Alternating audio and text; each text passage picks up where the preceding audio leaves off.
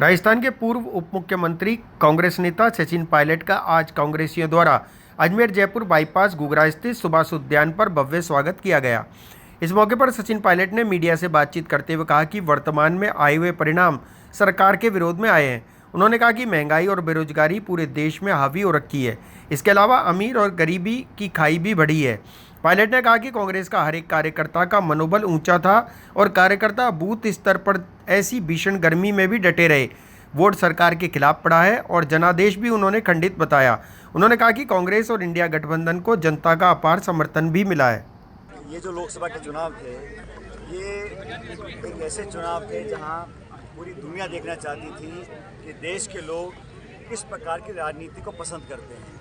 जो राजनीति पिछले 10 साल से भाजपा के शासन में लोगों ने देखी, वो सिर्फ भाषण, प्रचार, प्रोपेगेंडा, झंडा, बैनर, टेलीविज़न और इश्तिहार की राजनीति थी। और देश में जो खाई बढ़ी है, अमीर गरीब, सबसे बड़ा मैं मानता हूँ देश में सबसे प्रमुख जो चिंता का विषय है, दो विषय हैं। पहला अप्रत्याशित बेरोजगारी और दूसरा जो खाई बढ़ी अमीर गरीब की। जो नीति निर्माण हुआ है वो आर्थिक दृष्टि से सिर्फ चंद लोगों को फ़ायदा पहुंचाने के लिए काम सरकार ने किया और अधिकांश भारतवर्षीय जो लोग हैं वो महंगाई और बेरोजगारी से जूझ रहे थे। तो जो परिणाम आज आए हैं, संख्या बल किसका है, गठबंधन सरकार किसकी कब क्या बनती, बात की बात है, लेकिन शुद्ध रूप से जो परिणाम का आकलन आप करेंगे उसमें ये वोट सरकार के खिलाफ पड़ा।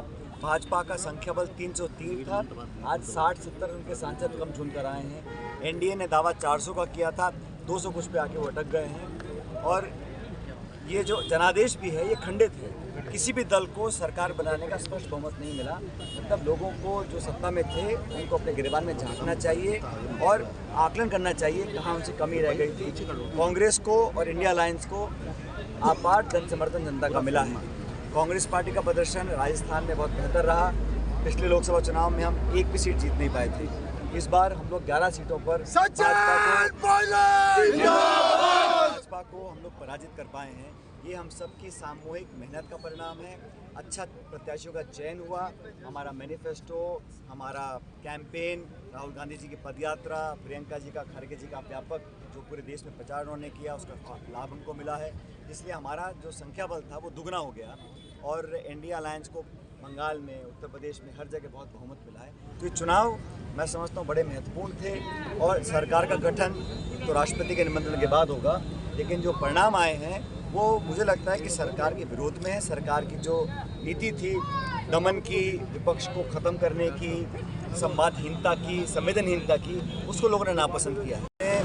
अयोध्या में बीजेपी हारी है और जिस शहर में मंदिर बना है वहाँ पर भी समाजवादी पार्टी जीती है। तो इस देश के नौजवान, किसान और अधिकांश लोग धर्म के नाम पर जो राजनीति हो रही है उसको पसंद नहीं करते। राजनीति होती है सिद्धांत की, संविधान की, प्रगति की, विकास की, योजना की, उद्योग की, निवेश की।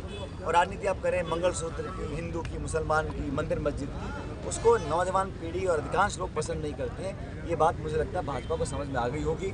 और जहाँ तक कांग्रेस की बात है, मुझे लगता है कि जो हम लोगों ने संघर्ष किया, पार्टी ने राजस्थान में, हरियाणा में, अलग अलग जगहों में हमको अच्छा प्रदर्शन करने का फ़ायदा मिला है।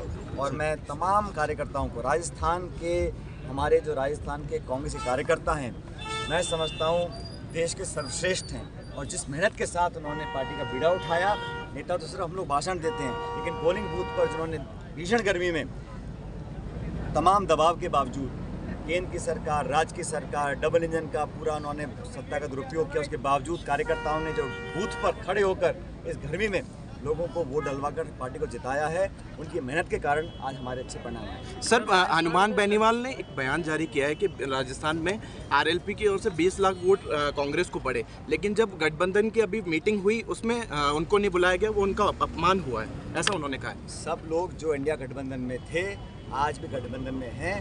तो मैं तो समझता हूँ आने वाले समय में हमारे गठबंधन में और दल शामिल हो जाएंगे।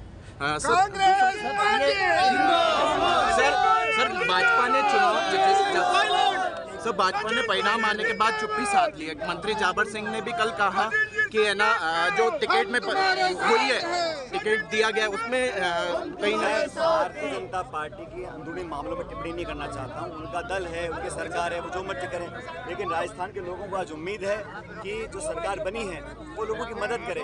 आज अघोषित बिजली कटौती हो रही है, पानी की समस्या, बिजली की समस्या, लोग त्रस्त हैं। और संकट के समय में लोगों को, सरकार को सामने आना चाहिए, प्रशासन को मुस्तैद करना चाहिए और आम जन को राहत दिलाने के लिए काम करनी चाहिए। और ये सिर्फ चुनाव जीतने के पहले के जो वादे थे, अब आज 6 महीने हो गए, तो उन वादों को पूरा करने का समय आ गया।